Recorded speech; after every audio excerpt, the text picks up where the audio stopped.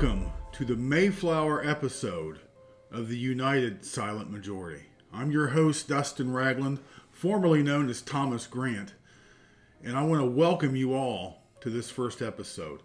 Now, this episode is going to be a lot about what got us here and the journey and the path, which really has nothing to do with me. It has everything to do with all of you that's helped make this a reality. Now, how did I get started?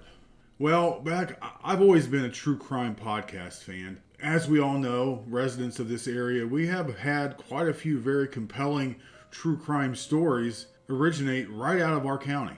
In April of 2022, I published my first episode of the Logan County Justice podcast. And it was quite an interesting experience. Now, that's where the name Thomas Grant came from.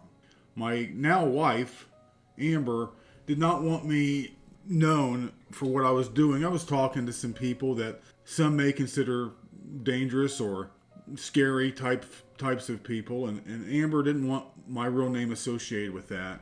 So that's why I came up with the name Thomas Grant. Now, since then, numerous people have tried to use that as some negative mark against me, and I have answered this question time and time again, but I'm going to say it right now here on video, that the name Thomas Grant was simply because my wife did not want me using my real name for a true crime podcast. Pretty simple. And technically, it's not a fake name. As many of you know, I'm adopted. My biological last name is Grant, and my middle name is Thomas. So Thomas Grant was, really it was my biological name. And when I was adopted, my last name was changed to Ragland. So I wasn't trying to hide who I was. I was actually celebrating the roots of my history. But from here on forward, I'm just going to be known as Dustin, because there's no need to be Thomas Grant anymore. So we did the podcast, and we covered like the Moody Massacre, very compelling stories at Adriel, lots of murder mysteries, and it was fun. A little bit behind the scenes, when it comes to true crime podcasts, this genre is very competitive. I didn't realize this getting into it. I just like telling stories. The drama behind the true crime podcast community here, locally in Ohio, got to be just too much to deal with. So I stopped doing the podcast. I said, I'm done with it. My life is too busy to deal with unnecessary drama, which I think most of us can understand. So I was done. And December of 2023, I've always had some frustrations with local media covering, government, events, government agencies, local news events. A lot of the times, and I'm not judging any of the local media, but maybe they just don't have the time or the resources to do what's, I believe, necessary to hold certain organizations and government agencies accountable. I'm not saying they're all bad, but every government agency, we have to realize, and they need to remember, they're supposed to work for the people. The people don't work for them. And part of working for the people is answering questions on why are you spending the money the way you are? Why are you making the decisions that you're making? It doesn't mean that I'm going to be disrespectful to, say, a village mayor, but I simply want questions answered, and the public deserves that. So in December of 2023, I decided to start the Logan County Silent Majority Facebook group page. At first, I actually started another page called the Blue Jacket Tribune. This was going to be my newspaper, news organization type of deal, but I realized shortly thereafter that everything just needs to be under the silent majority. It's just too much work when you have multiple things going at the same time, when you have families and you have careers. So early in 2024, some parents, one parent in particular, came to me with an issue they had with their student at the Bellefontaine Middle School system. And it was a girl, and there was an employee at the middle school who was sending Snapchats to her daughter. And the mother read these Snapchats and felt they were questionable.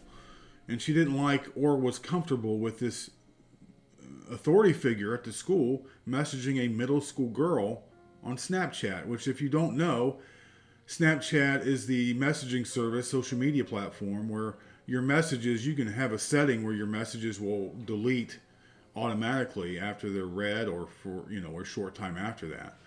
I think a lot of people use that as a way of their conversations being untrackable, or they will be immediately deleted, so they can sometimes say and do what they want, thinking no one's going to be able to see that.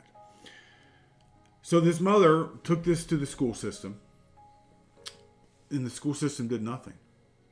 I want to say this went on for a few months of the mother continually complaining to the school, and the school not really doing anything proactive or reactive to what this mother was taking to them. So she, out of frustration, here's this new Facebook page, she came to me. And I worked closely with her to spread this story. Not long after, more parents came out and said they had the same issues, and the schools were ignoring them as well. We reached out to the school superintendent, Brad Hall, and he never would respond. No one from the school system would respond to any request for comment. But luckily, the Facebook post generated a lot of public pressure. And on January 17th, Delmar Fagan resigned his duties, and we know why. The police department went on to say that they investigated these claims, and they confirmed the inappropriate nature of Mr. Fagan's comments, but they were not criminal in nature. So that, to me, was a breaking point. It was an eye-opening experience where, public pressure from just normal people can create change.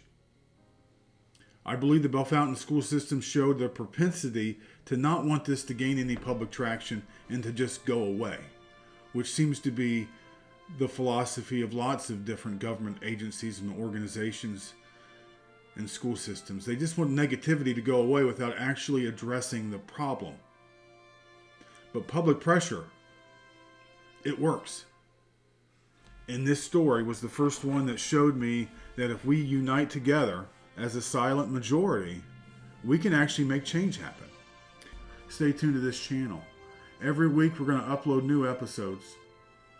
We're going to highlight people in our community. We're going to highlight the stories that matter to all of us.